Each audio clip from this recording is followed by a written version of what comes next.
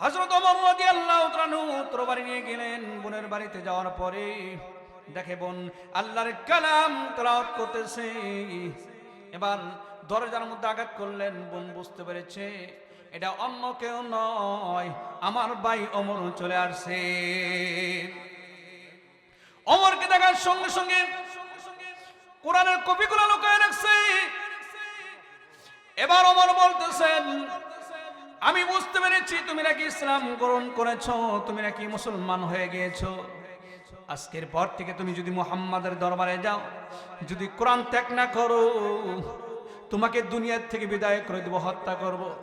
ওমরের বোন ডাকতে কয়, ভাই গো, মারতে পারো, জীবন দিতে পারি, সব হারাইতে পারি, আল্লাহর কসম খায়া বলি গো, একটা মুহূর্তের জন্য আমি ঈমান হারাইতে পারি না। সুবহানাল্লাহ। এ মুসলমান ভাইরা, ঈমানদারের মধ্যে যারা ঈমানদার, তাদের ঈমানের মধ্যে যদি আঘাত করা হয়, ঈমান আরো বেড়ে যায়। ঈমানদার সব ত্যাগ করতে পারে, জীবন দিতে পারে, কিন্তু একজন ঈমানদার কোনোদিন ঈমান হারাইতে পারে না। ঠিক কিনা বলেন? ওমরের বোন বলতেছে, ভাই আমি গ্রহণ করেছি, সে কোরআন কোনোদিন ত্যাগ করতে পারি না। ঠিক কিনা বলেন? আরে ঈমানদারকে আঘাত করা হলে ঈমান বেড়ে যায়। একজন লোক গেছে চিড়িয়াখানা দেখার জন্য, সিংহ দেখে একটা সিংহ না খায় শুয়ে রয়েছে, শক্তি নাই, পাছার মধ্যে খোঁচা মারতেছে। পাশের ব্যক্তি কয়, খোঁচা মারছ কেন লিগে? হুমকার দেবে, তুই কিন্তু পালাবি। কয়, দুধ এত শক্তি নাই, একটু টেস্ট করে দেখি। যখন পাছার মধ্যে আবার খোঁচা মারছে, এমন হুমকার দিছে, জুতা মুজা থুয়ে দৌড় মারছে। এখন পাশের ব্যক্তি কয়, কিরে দৌড় দিলি কেন? আমি না বলছি তারা ডিস্টার্ব করিস না, ডিস্টার্ব করলে হুমকার ছাড়বে, আর তুই জুতা মুজা থুয়ে পালাবি, এখন কে লিগে পালাস? ঠিক তেমনি ভাবে আজকের ইহুদি খ্রিস্টান বেঈমানগুলি আমাদের ঈমানকে নাড়া দিয়ে দেখতেছে আমাদের ঈমান তাজা আছে কিনা। আমরা বলে দিতে চাই, জীবন দিতে পারি, সব ত্যাগ করতে পারি, কিন্তু একজন ঈমানদার কোনো সময় ঈমান ত্যাগ করতে পারে না। ঠিক কিনা বলেন? সব হারাইতে পারি, কিন্তু ঈমান হারাইতে পারি না। আরে অনেক সাহাবী তো জীবন পর্যন্ত দিয়েছেন, কিন্তু ঈমান ত্যাগ করে নাই। একজন যুবক সন্তান ঈমান গ্রহণ করেছে, তার চাচাকে বলতেছে, চাচা আমি শুনতে পেরেছি মুহাম্মদ নামে একজন নবুয়ত দাবি করে, লোকটা কেমন? কয়, সে অত্যন্ত ভালো মানুষ, পরহেজগার মুত্তাকি। কয়, চলেন আমরা তার কাছে গিয়ে ইসলাম গ্রহণ করব। কয়, না, তার কথা শুনবো না, তার কথা শুনলে তো আমাদের ক্ষমতা থাকবে না। এখন ভাতিজা কয়, চাচা আপনি ইসলাম গ্রহণ নাও করতে পারেন, কিন্তু আমি ইসলাম গ্রহণ করব। সুবহানাল্লাহ। এবার ওই সাহাবী রাসূলের দরবারে গেলেন, যাওয়ার পরে রাসূল তাকে কালেমা পড়ায় দিলেন। বাড়িতে আসলেন। বাড়িতে আসার পরে চাচা ডাক দিয়ে বলতেছে, কিরে আব্দুল উজ্জা, তুমি নাকি ইসলাম গ্রহণ করেছো? হয়, ইসলাম গ্রহণ করেছি। তুমি যদি ইসলাম ত্যাগ না করো, এটার পরিণতি কি হবে তুমি কি জানো? কয়, চাচা কি হবে? কয়, তোমাকে বাড়ির থেকে বের করে দিব, তোমার সব সম্পদ নিয়ে যাব, হয় ঈমান ত্যাগ করবা আর না বাড়ি ত্যাগ করবা, কোনটা করবা করো। এবার আব্দুল উজ্জা ডাকতে বলেন, চাচা আমি সব হারাইতে পারি, জীবন দিতে পারি, একটা মুহূর্তের জন্য গো আমি ঈমান ত্যাগ করতে পারি না। সুবহানাল্লাহ। এ মুসলমান ভাইরা, এই কথা বলার সঙ্গে সঙ্গে এমন নির্যাতন শুরু করে দিয়েছে, এমন ভাবে মারতেছে, আব্দুল উজ্জা জমিনের মধ্যে গড়াগড়ি করে কান্দার বলেন, চাচা গো আমি যদি সম্পদের বিনিময়ে যদি কালেমা ছেড়ে দেই, কিয়ামতের ময়দানে আল্লাহর সামনে কে বলে জবাব দিব? চাচা গো আমি সব হারাইতে পারি, জীবন দিতে পারি, একটা মুহূর্তের জন্য আমি ঈমান হারাইতে পারি না। সুবহানাল্লাহ। এ মুসলমান ভাইরা, এই কথা বলার সঙ্গে সঙ্গে এমন ভাবে নির্যাতন শুরু করে দিয়েছে, আব্দুল্লাহর শরীর থেকে রক্তগুলা পড়ে, আব্দুল উজ্জার গায়ের থেকে রক্তগুলা পড়ে। আব্দুল উজ্জা ডাক দিয়ে কয়, চাচা তোমার কি মায়া লাগে না? তোমার কি দয়া লাগে না? আমারে মারো, আমার তো বাবা নাই, আমি ইতিম, তোমার কি একটু মায়া অন্তরের মধ্যে নাই?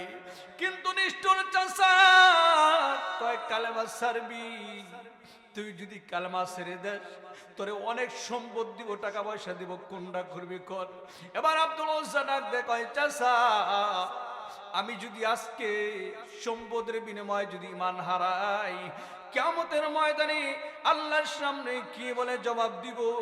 চাচা গো, সব হারাইতে পারি, ঈমান হারাইতে পারি না। সুবহানাল্লাহ। ঈমান কি করলো? তার সমস্ত সম্পদ নিয়ে গেল। তার গায়ের মধ্যে একটা কাপড় ছিল আর একটা লুঙ্গি ছিল। চাচা ডাক দেখো, আব্দুল উজ্জা রে, তোর পরনের লুঙ্গিটা আর জামাটা আমার টাকা দিয়ে কিনে দিয়েছি, হয় জামা সারবি নয় ঈমান সারবি, কোনটা করবি কর। আব্দুল উজ্জা ডাক দেখো, চাচা গো, আমি যদি জামা খুলে দেই আমি তো উলঙ্গ হয়ে যাব। এবার নিষ্ঠুর চাচা কয়, তাহলে ঈমান ছেড়ে দে। আব্দুল উজ্জা লুঙ্গিটা টান দিয়ে খুলে বলতেছেন, চাচা সব দিলাম কিন্তু ঈমান হারাইলাম না। এবার বাড়িতে গেলেন, উলঙ্গ অবস্থায় গভীর রজনীতে বাড়িতে গেলেন। যাওয়ার পরে বলতেছেন, মা গো, একটা বার তাকায় দেখো, তোমার সন্তান সব কিছু হারাইছে কিন্তু ঈমান হারায় নাই। মা, একটা টুকরা কাপড় দিবারি, ওই কাপড় পরিধান করে আল্লাহর নবীকে দেখার জন্য যাব। মা, তুমি যদি কাপড় না দাও গো, আমি যদি যাইতে না পারি, আমি নবীর ভালোবাসায় আমি কলিজা ফাইটা মৃত্যুবরণ করব।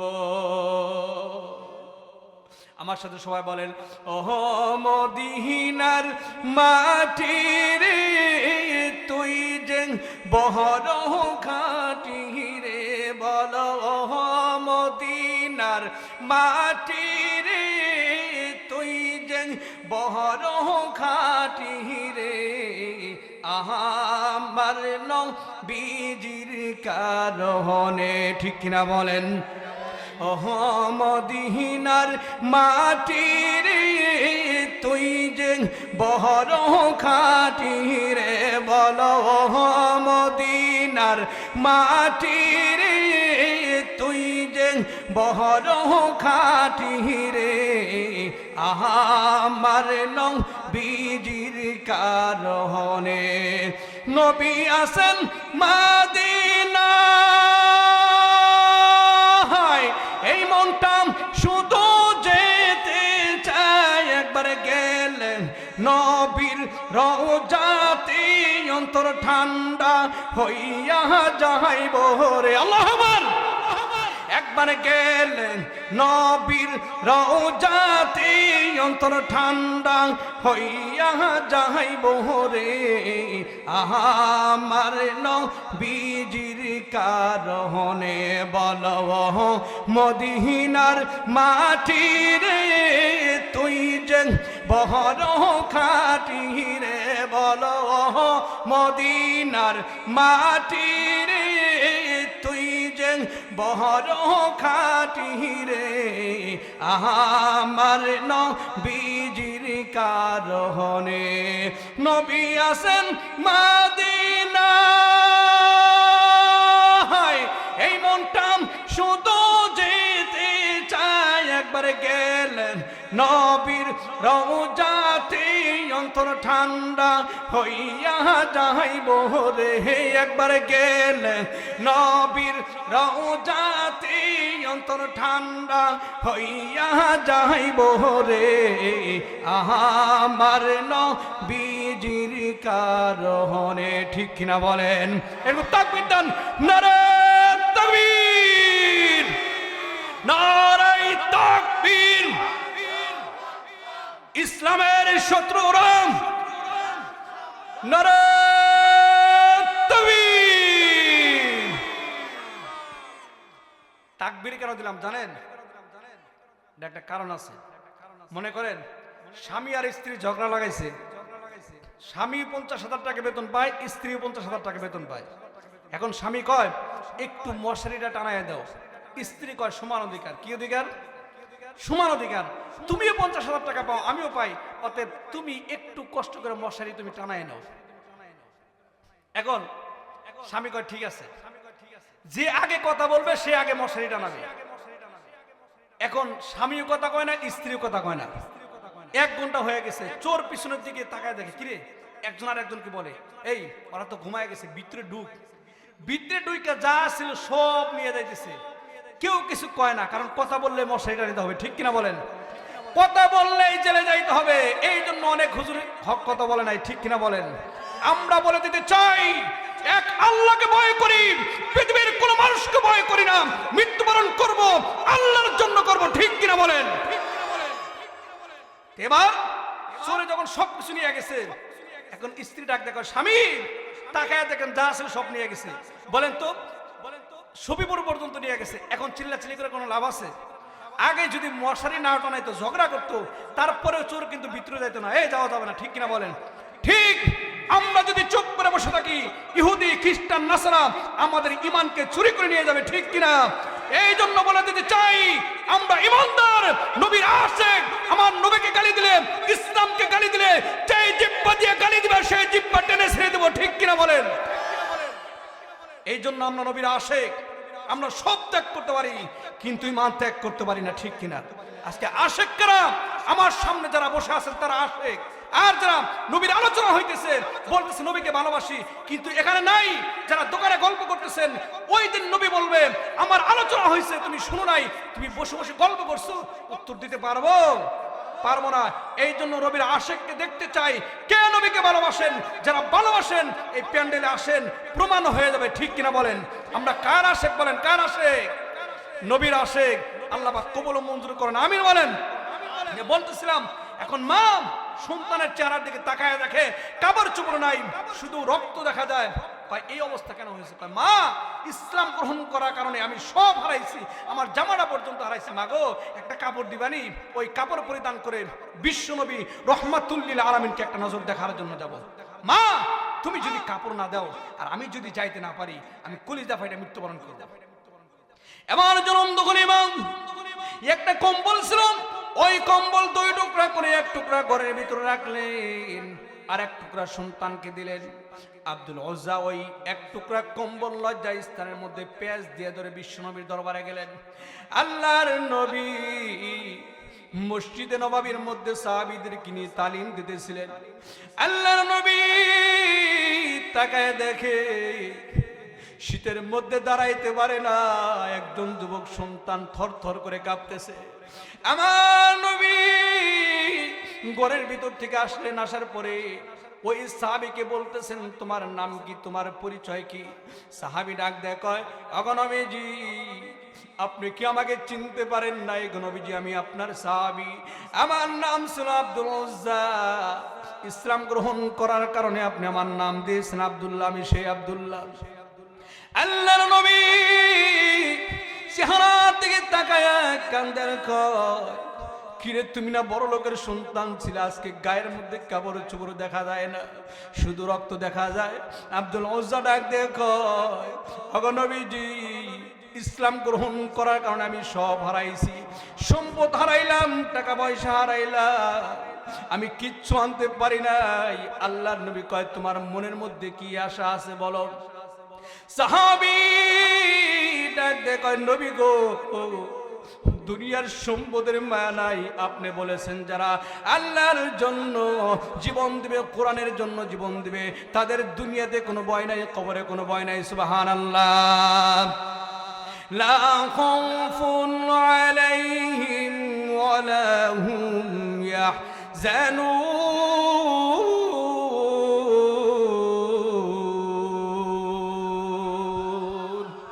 সাহাবী কান্দার কয় ওগো নবীজি আমার জন্য দোয়া করেন, আমি যেন আল্লাহর জন্য জীবন দিয়ে দিতে পারি।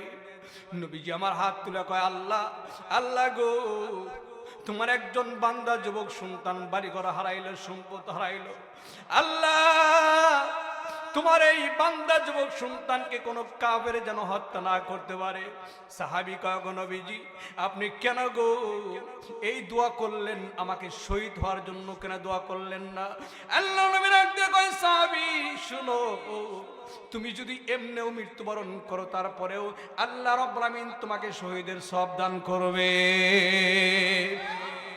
সাহাবী বাড়িতে গেলেন, যাওয়ার পরে অসুস্থ হয়ে পড়লেন, ইন্তেকাল করলেন। আমার নবী দেখার জন্য গেলেন। যাওয়ার পরে নবীজি ডাক দেখো, তোমরা কেউ কবরে নামবা না, আমি কবরে নামবো। আল্লাহর নবী নিজে জানাজার নামাজ পড়ায়া কবরে নামলেন। নামার পরে সাহাবীদেরকে বললেন, আমার আব্দুল্লাহর লাশটা দাও। আব্দুল্লাহর লাশটা নিয়ে আসমানের দিকে তাকায় কান্দার কয়, ও প্রভু, তোমার একজন বান্দা যুবক সন্তান সব হারাইছে কিন্তু ইমান হারায় নাই। আল্লাহ গো, তোমার এই বান্দার প্রতি আমি নবী সন্তুষ্ট হয়ে গেছি। আল্লাহ তুমি নিজে সন্তুষ্ট হয়ে দাও। সুবহানাল্লাহ। এই কথা বলার সঙ্গে সঙ্গে সমস্ত সাহাবীরা কান্না শুরু করে দিয়েছেন। বিশেষ করে সাদ ইবনে আবি ওয়াক্কাস রাদিয়াল্লাহু তাআলা কবরের মাটি ধরে কান্দে আর কয়, কবর রে, তোর কত সৌভাগ্য, তোর মধ্যে এমন একজন মানুষকে শোয়ানো হয়েছে যার জন্য আল্লাহ খুশি, আল্লাহর নবী পর্যন্ত সন্তুষ্ট হয়ে গেছে। এটাকে কি বলে? ভালোবাসা। কি বলে? ভালোবাসা। আর আমরাও কই নবী তোমারে ভালোবাসি, কিন্তু ওয়াজের মধ্যে নাই। চলে আসে হুজুর, চলে আসে। দেখেন, বলতেছিলাম ভালোবাসা কাকে বলে। আরেকটা কথা বলে শেষ করে দেব। হানজালা নাম শুনেন নাই? শুনতে বলেছে কতিলা মুহাম্মদ। মুহাম্মদ আর নাই, নতুন বিয়ে করছে, ফরজ গোসল করে নাই, বাসর ঘর করছে। কয় স্ত্রী তোর বাড়ি কোথায়? কয় তোর বাড়ি দিয়ে কি করবেন? কয় আমি যুদ্ধের ময়দানে যাব। কয় আপনি তো ফরজ গোসল করেন নাই। কয় কার জন্য করব? আমার নবী নাই, আমি গোসল পর্যন্ত করতে চাই না। সুবহানাল্লাহ কোন। এবার হানজালা রাদিয়াল্লাহু তাআলা তোর বাড়ি নিয়ে যুদ্ধের ময়দানের দিকে একটা দৌড় মারছে। হানজালার স্ত্রী ডাক দেয়, কয় ও স্বামী, আপনি তো নাপাক গোসল করেন নাই। হানজালা কয়, কার জন্য গোসল করব গো? কেন গো আমি গোসল করব? আমার নবী নাই, আমি গোসল করতে চাই না। এ মুসলমান বারামার, তোর বাড়ি নিয়ে উহুদের ময়দানের দিকে চলে যাচ্ছে। স্ত্রী পিছনে পিছনে ডাক দেয়, কয় স্বামী একটাবার আমার দিকে তাকান। ও স্বামী, আর কোনদিন আপনার সঙ্গে আর দেখা হবে না, একটাবার আপনি আমার দিকে তাকান, চিরদিনের জন্য আপনাকে দেখে নেব। কিন্তু হানজালা কয়, আমি যদি তোমার দিকে তাকাই গো, তোমার প্রতি মায়া লাগতে পারে, আমি যুদ্ধের ময়দানে নাও যাইতে পারি, আমি কেমন আশিক রাসূল হইলাম। আমি যদি যুদ্ধের ময়দানে না যাই, আমি আশিক দাবি করতে পারবো না। এবার হযরত হানজালা যুদ্ধের ময়দানে গিয়েছেন। উহুদের ময়দানে তরবারি নিয়ে যখন নারে তাকবীর বলে তরবারি ঘুরায়, শত শত কাফেরকে জাহান্নামের মধ্যে পাঠিয়ে দিয়ে হযরত হানজালা নিজে শাহাদাত বরণ করেছেন। সুবহানাল্লাহ। যুদ্ধ যখন শেষ হয়ে গেল, হানজালার স্ত্রী ডাক দেখো, নবীজি আমার স্বামী যুদ্ধের ময়দানে চলে আসছে, ফরজ গোসল পর্যন্ত করে নাই। আমার স্বামীকে গোসল না করাইয়া আপনি মাটি দিবেন না। আল্লাহর নবী উহুদের ময়দানের প্রত্যেকটা জায়গায় তন্ন তন্ন করে খুঁজলেন, হানজালার লাশটা কোনো জায়গায় পাওয়া যায় না। আল্লাহর নবী আসমানের দিকে তাকায়া কান্দার কয়, প্রভু গো, তোমার একজন বান্দা যুবক সন্তান সবে মাত্র বিয়ে করেছে, ফরজ গোসল পর্যন্ত করে নাই, শুনতে পেরেছি, আমি শাহাদাত বরণ করেছি। আল্লাহ, তোমার বান্দা হানজালার লাশটা কোথায় আছে? আমি তো খুঁজে পাই না। এই কথা বলার সঙ্গে সঙ্গে আসমান থেকে ফেরেশতারা ডাক দেয়, কয় ওগো নবীজি, আপনার কান্ত হবে না, আপনি চিন্তা করেন না গো নবীজি, আপনার হানজালাকে দুনিয়ার কোনো পানি দিয়ে গোসল করার নাই। আল্লাহ রাব্বুল আমিন আসমানের মধ্যে নিয়ে জান্নাতি পানি দিয়ে গোসল করায় দিয়েছেন। সুবহানাল্লাহ। নবীর এক সাহাবী ছিলেন হানজালা নামিতি, তিনি শহীদ হয়েছিলেন উহুদের ময়দানে গিয়ে, যুদ্ধের ময়দানে। ঠিক কিনা বলেন? নবীর এক সাহাবী ছিলেন হানজালা নামিতি, তিনি শহীদ হয়েছিলেন বিবাহিত রীতির গিয়ে জঙ্গে উহুদে, যুদ্ধে গেলেন শহীদ হইলেন নাপাক হালাতি, তিনি শহীদ হয়েছিলেন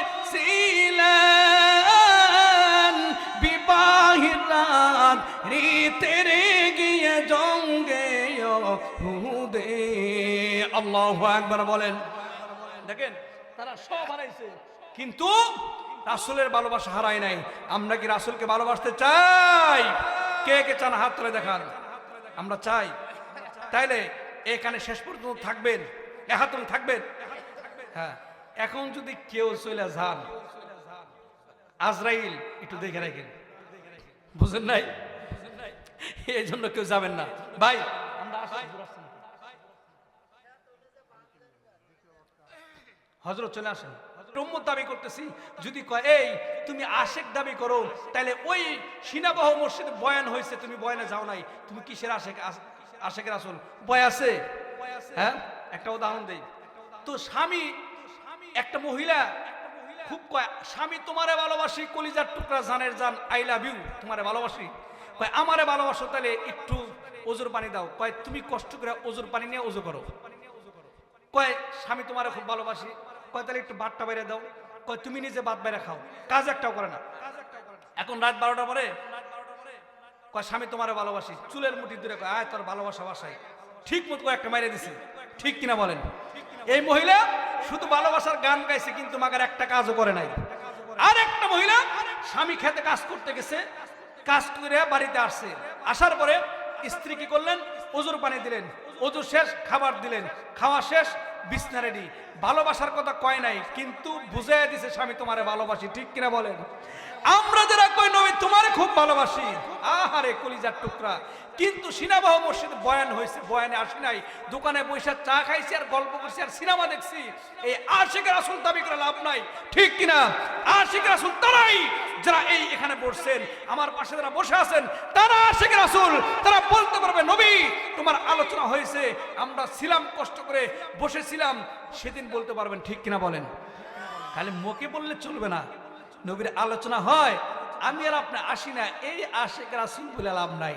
তাহলে আশিক রাসূল কে? যে নবীকে ভালোবাসবে, নবীর কথা শুনবে। ঠিক কিনা বলেন? আরে ভাই দেখেন, মুতার যুদ্ধে, কিসের যুদ্ধে?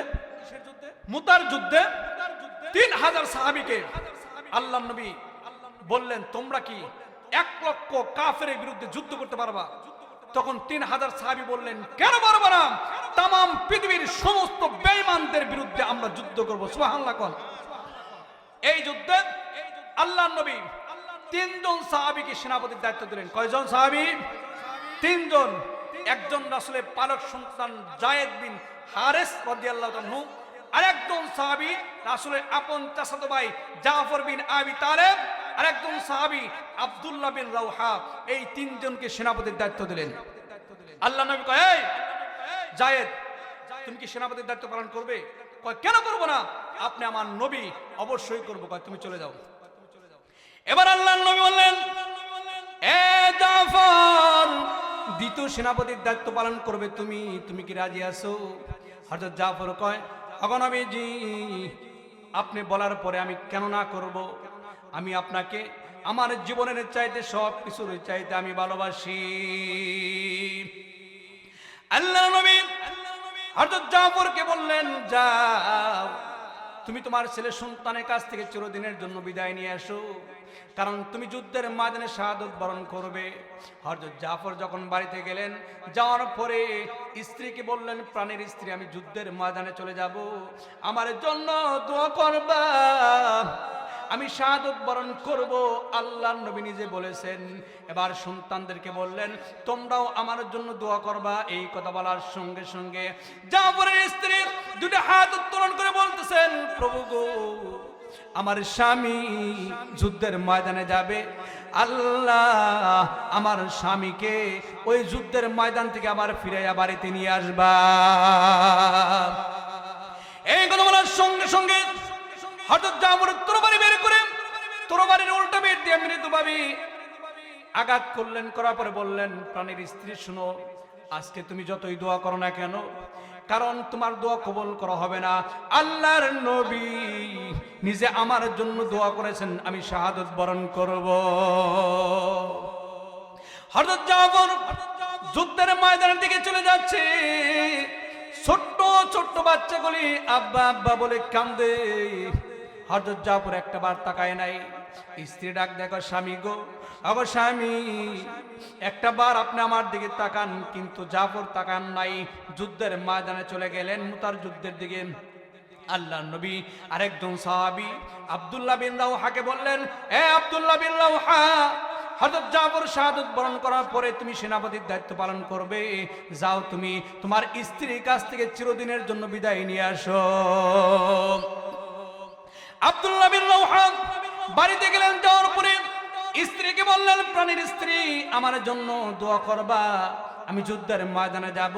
আল্লাহর নবী বলেছেন আমি নাকি শাহাদাত বরণ করব। স্ত্রী সবে মাত্র বিয়ে করেছেন। স্ত্রী ডাক দেখো, স্বামী, একটা বার চিরদিনের জন্য দেখবো, ঘরের ভিতরে আসে।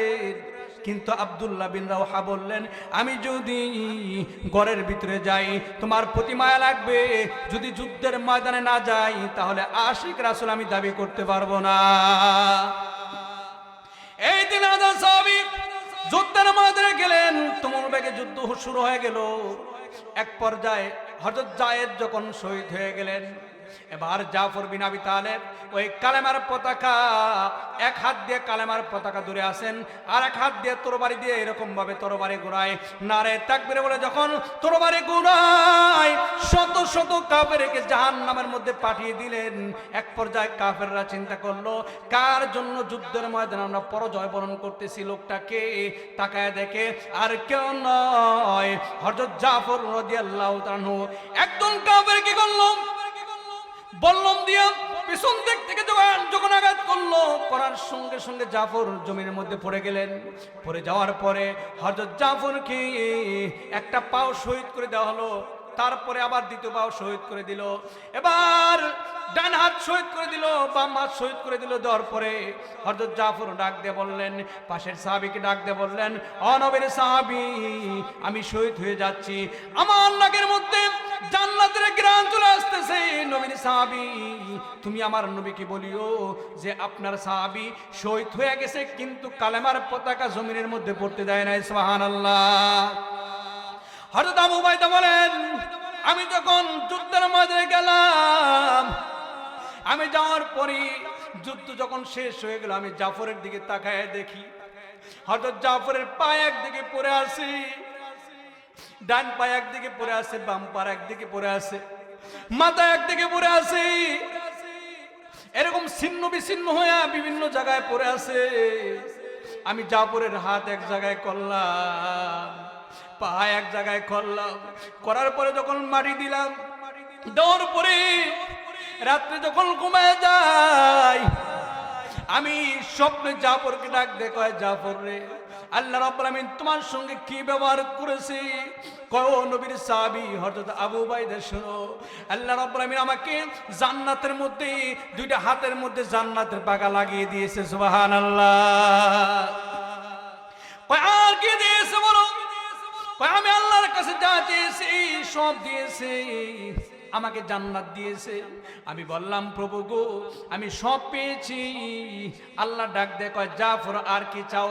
আমি বললাম, প্রভু গো, আর একটাবার তুমি আমাকে দুনিয়ার মধ্যে প্রেরণ করো, আমি দুনিয়ার মধ্যে যাব, যাওয়ার পরে আবার তোমার ইসলামের জন্য জীবনটা দিয়ে দেব। সুবহানাল্লাহ।